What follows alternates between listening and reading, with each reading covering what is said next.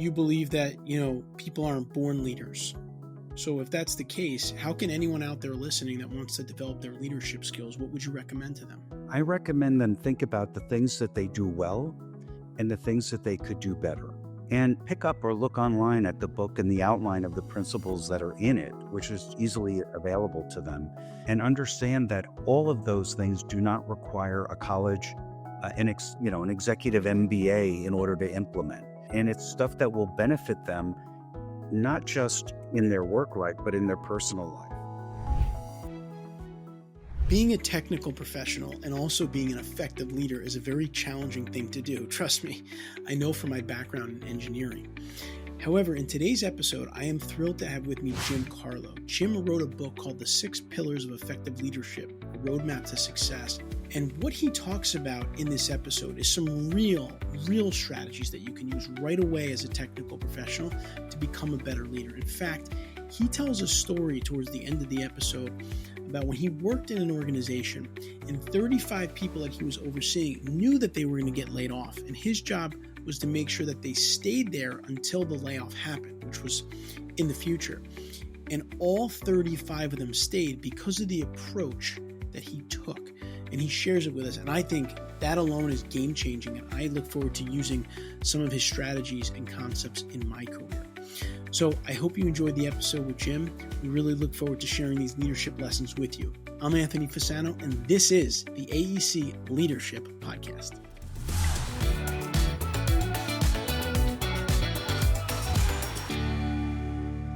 All right, well, now I'd like to welcome on our guest to the show for today. Jim Carlough is a professional speaker and author of the book, The 6 Pillars of Effective Leadership, A Roadmap to Success. Jim, welcome to the AEC Leadership Podcast. Anthony, thank you for having me. I'm glad to be here. No, we're happy to have you. And I'd love for you to start off, Jim, by telling our viewers here a little bit more about yourself, maybe your personal journey from kind of mentee to mentor and how that journey has really shaped your leadership philosophy. I think that's actually a good question, a good place to start. I have been in the professional world for 30 plus years, and I have been very, very lucky to have been, I'm going to say, raised by or mentored by some great leaders.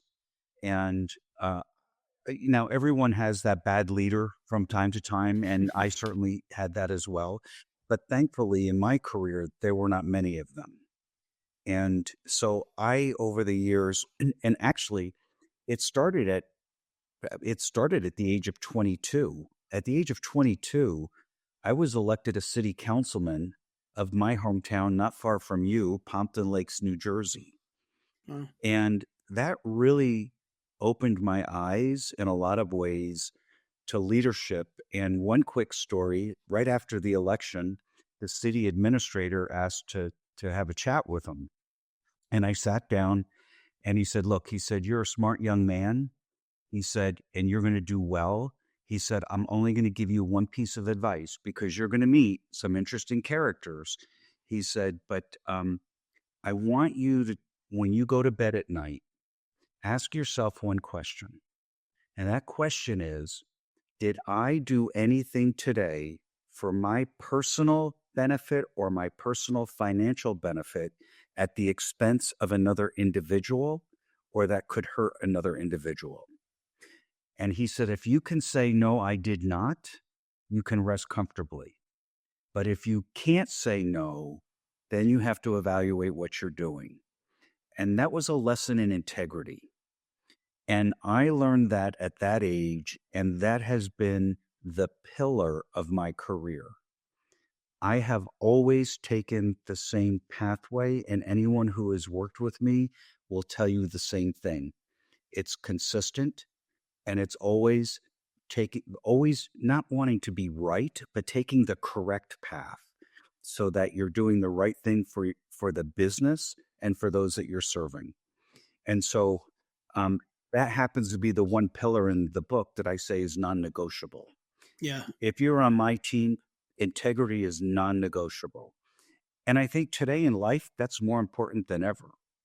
Because today in life, even in what I do today, it used to be you could get away with making a bad vendor decision or a bad choice. today business is so quick to react. Mm, People have opinions that if you can't operate with integrity, you have the chance of disrupting somebody's career or livelihood or whatever. And so that's not a path that I want myself or anybody else to go down. yeah, that's great. Digress. And I digressed a little, but it was interesting how that happened. no, it's great. And I was gonna say, you you have the six pillars, and asking you which is your favorite pillar would be like asking you which is your favorite kid. But it sounds to me like integrity is probably the favorite. But no, that's a good place to start. But Jim, in your experience, you've had a lot of research and work around leadership. Of course, you have the book. What separates a good leader from a truly great leader? I'm going to use one word, they're following, or two words, they're following. I have a lot of people who I have worked with in my career that still keep in touch with me. I have employees who I haven't worked with in 20 years that on Boss's Day will still send me an email and thank me for being their best manager.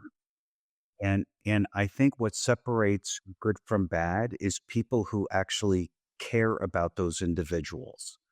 And if you can show compassion and empathy, which are two very different things, and are two of the pillars in my book, I think you can be successful, but you also will create a framework for which people will follow you and they'll remember you and they'll understand.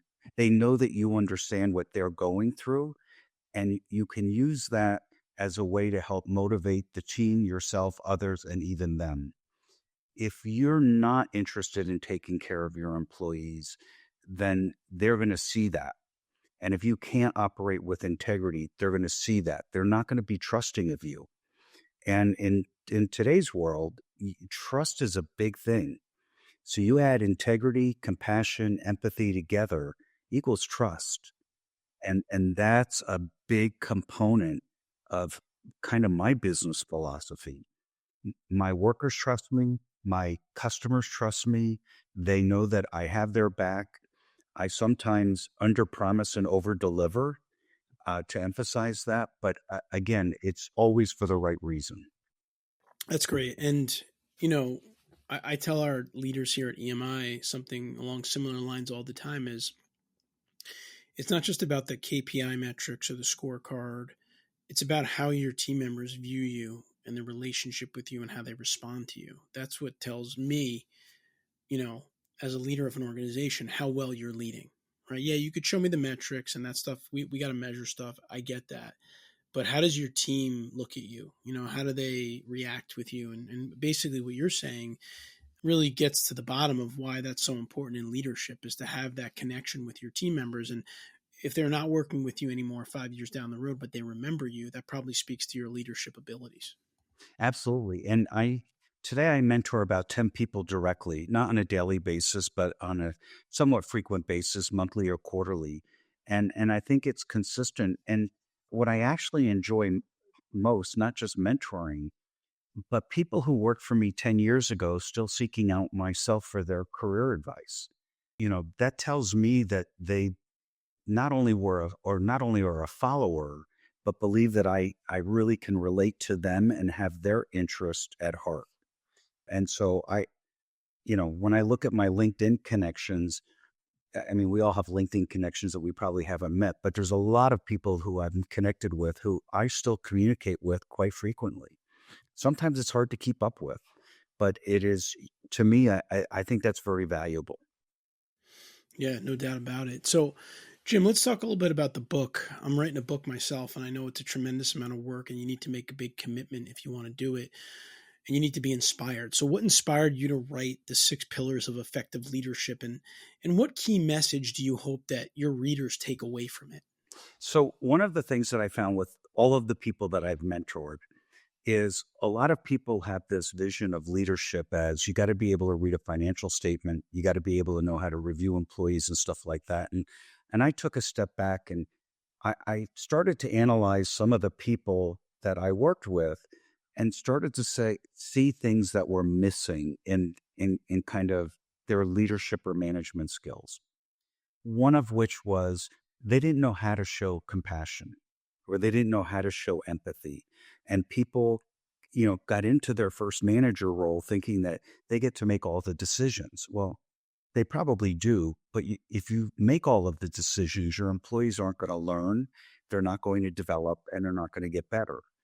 And so I decided that when I said I'm going to write a book, I wanted to focus on something that a new leader or manager could take and easily implement and wouldn't have to do a lot of studying. And it also could make a big impact on their leadership style, and their leadership skill set. And so I focused the 6 pillars on those core things. And then I started actually with a bigger list. And then as I went through my list and started to carve out what's more important than this and measuring them, and then started researching other leaders in the world or in the United States that use that characteristic in their management style. And so, if we look at compassion as example, the CEO at Microsoft, Satya, and I always cannot say his last name, he is very, very big on compassion in his leadership style. And to me, that is something that you have to develop over time. In fact, all of the pillars you have to develop over time. I'm a firm believer. You've heard the old adage, he was a born leader or she was a born leader. I don't believe that. I believe leaders are developed. I think leaders are nurtured. And I think they develop that skill set over a long period of time. And I'm a perfect example of that. I wasn't born a leader. I became a leader because people believed in me. I had good mentors who could show me the right way, and further develop those skills. And so to me, creating the 6 pillars was a way of giving somebody a roadmap that they could follow and say, if you can do these things, you will create teams that are highly productive, highly loyal, and highly effective in what you're trying to achieve. That's great. I love that. And I really like kind of going back to what you said about creating kind of the toolkit of the framework for leaders, new leaders to take and use right away and implement. I think it's important because in today's world, there's so much content out there. You can kind of drown in content and podcasts and books and blog posts and LinkedIn posts. So when you create something like you've created with the book, with the framework, it can distill leadership down into something that's manageable for someone, right? That they can wrap their hands around. And you said it yourself, but you believe that, people aren't born leaders. So if that's the case, how can anyone out there listening that wants to develop their leadership skills, what would you recommend to them? I recommend them think about the things that they do well and the things that they could do better. And pick up or look online at the book and the outline of the principles that are in it, which is easily available to them, and understand that all of those things do not require a college, an executive MBA in order to implement. And it's stuff that will benefit them not just in their work life, but in their personal life. Because I'm also a believer that you're a leader 24/7. And you don't, if you're going to an office, your leadership doesn't start when you go in and sit at your desk. Your leadership starts when you get out of your car or your vehicle in the parking lot and with every interaction going into the office building. I know people who get out of their car with their cup of coffee and are grumpy, and you can't talk to them for the first 45 minutes and until they've had the second cup of coffee. And to me, that's not a leader. To me, that's somebody who needs their caffeine in order to be able to relate to people. But rather, if I'm getting out of the car in an office parking lot, I'm talking to the people, whether they work for me or with me on the way in. How's your day going? I mean, you're going to end up being in an elevator with these people. Why not start that conversation early and get to know those people? It's funny. It just popped into my head. I once did an experiment. I worked at a company. We had a floor of about 60, 80 people. And there was this little woman who every day cleaned the kitchen areas. There were 2 kitchen areas on the floor, took the trash out, and her name was Kathy. And so I noticed that nobody talked to Kathy except me. And one day I saw her walk by people and people were literally not paying attention to her. So I sent an email to everybody on the floor and I said, the first person that can tell me the name of the person who takes the garbage out and cleans the kitchen up after us will get a $50 Starbucks card. And then I stood outside of my office and I watched 20, 30 people get up and start running around the floor trying to find this woman and not understanding what the exercise was, right? Until afterwards. And so they cornered her. She got scared and ran to her manager, who called me and said, "What the heck are you doing?" I said, "I should have asked first, but I did a little experiment." But you know what? At the end of the day, everybody knew her name. Hmm. One person got the gift card, but everybody knew her name. And several of my employees came to me and thanked me afterwards.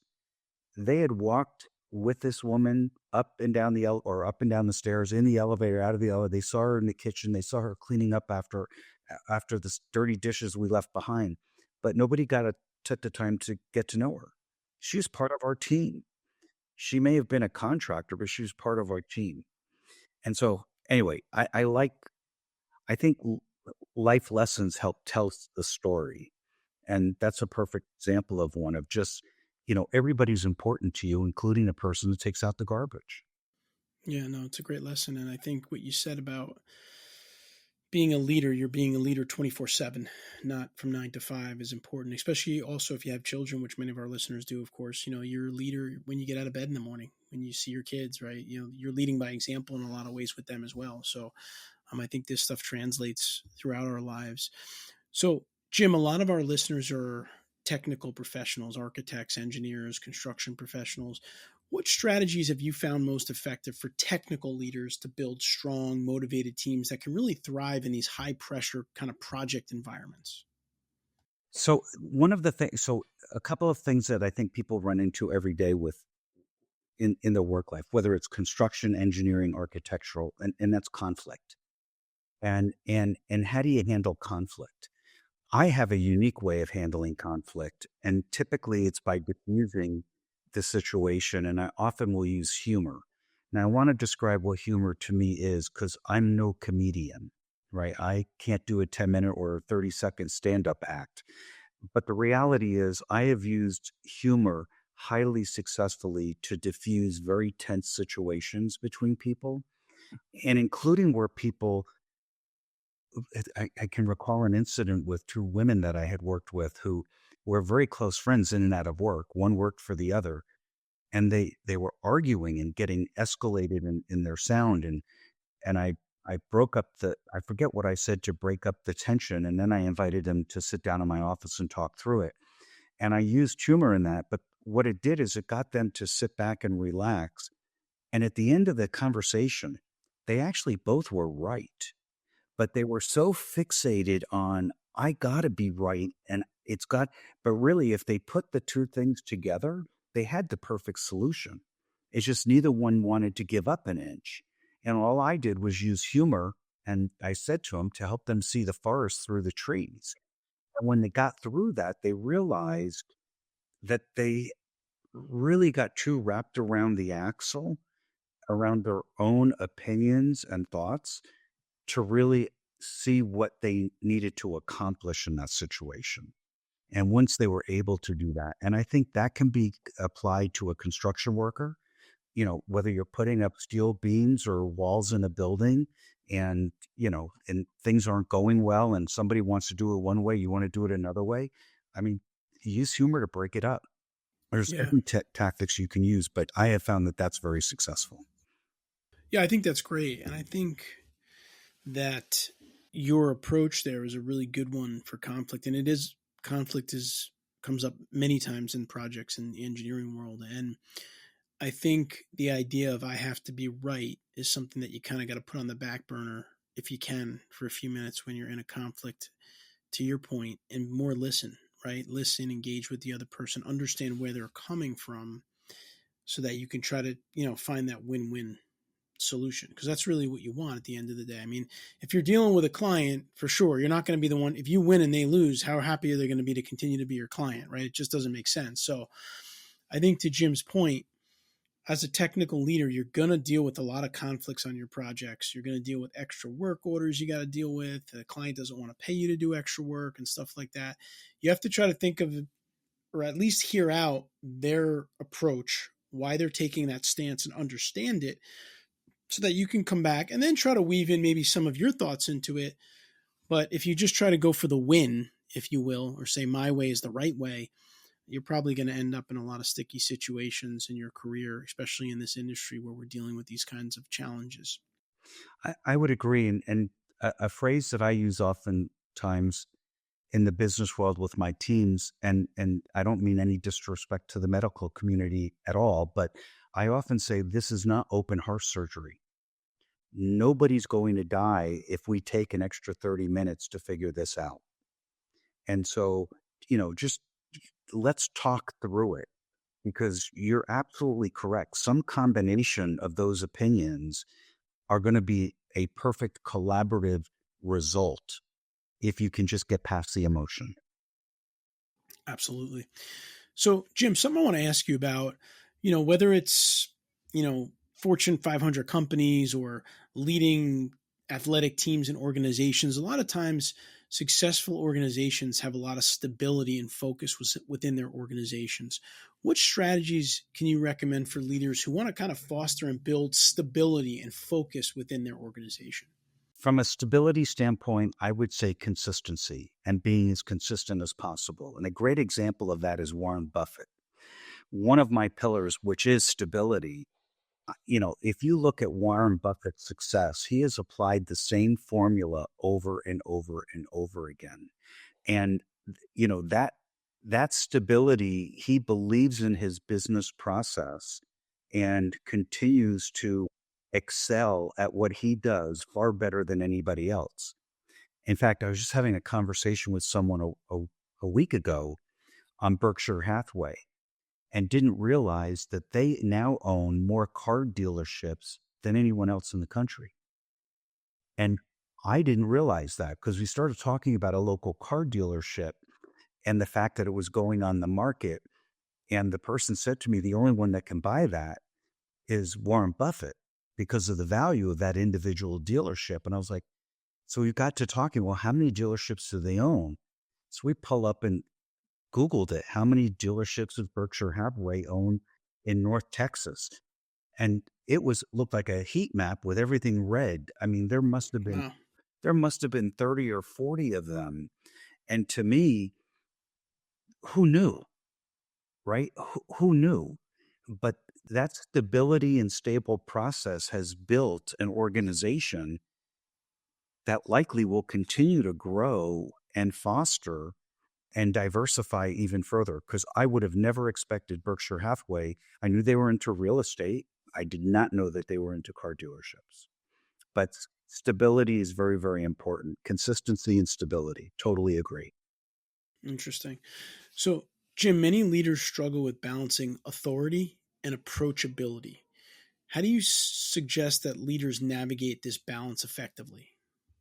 I think if you're going to have authority, if you're not approachable, you'll not be successful. Being approachable means that you'll allow anyone to come up to you and have a conversation with you. If you're not going to be approachable, how can you expect someone to take your direction from you and lead with it? To me, I just don't see that happening. I like to believe that I'm a very approachable person. I'll talk to anybody. In fact, my wife will always ask me, why do you have to talk to everybody? And, people all have a story. People all have something that you can learn from and gain value from. You're not going to get that if you don't talk to them. I laugh today when I see young people sitting around and they're in a circle, but they're all on their phones Yeah. and nobody's talking to each other. Right. Yeah. And then you see two people laugh and find out that they're texting each other instead of actually communicating with each other. And I really would hate to see the world lose the verbal interaction that you don't get with text messaging or email. And so if you block yourself or hide behind whether it's email or social media, you're not approachable. I mean, you're basically putting up walls or defenses to keep at a distance. And I don't think a leader could be effective if they can't be approachable. I just don't believe it. I think they can be for the short term, but I use the analogy of the leader that is always changing their management team out or changing the chairs on the Titanic, I like to say, to try to hide from their inability to lead effectively. And I mean, there's organizations out there that I've worked for, and I'm sure others have that are listening, where that happens. They rotate the next tier of management through, get new people in, and nothing ever changes because it has to change at the top. And if the top's not approachable, it's not going to be a win-win situation. Hmm. Yeah, that's great. So, Jim, empathy is one of the six pillars that you emphasize in leadership. How can, again, technical professionals in our industry, how can leaders with a technical background use empathy to balance team needs with organizational goals, particularly when navigating the complexities of these large scale projects that we deal with? You know, empathy was hard for me until I had a situation when I was managing a team. I once worked for Perot Systems, which was started by Ross Perot. And I led a couple of groups within the payer segment. And I was responsible for this one unit that made a claim system for insurance companies that we were planning to sunset. And I needed these people to not leave the company while we continued to downsize the department and convert to newer technologies. And I didn't know how to approach it. And I said to myself, the only thing I can do is think about what would I want from my manager. And this can go to any industry in any situation. If I knew I was going to be losing my job. And I said, I want to know when, I want to know how it's going to impact me, and I want to know what resources are there to help me. So I got the team together and I made three promises to them. Number one, everyone would know as soon as I knew when we would be making each stage of the cuts.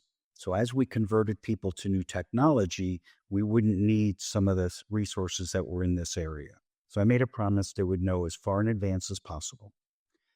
Second thing I offered them was anyone who wanted to learn how to program in the new programming language we were using, I would make that education available to every one of them, especially the engineers. The third thing I promised them is that anyone who didn't want to do that, I would assist in finding work either inside or outside the company for those individuals. Here's what happened.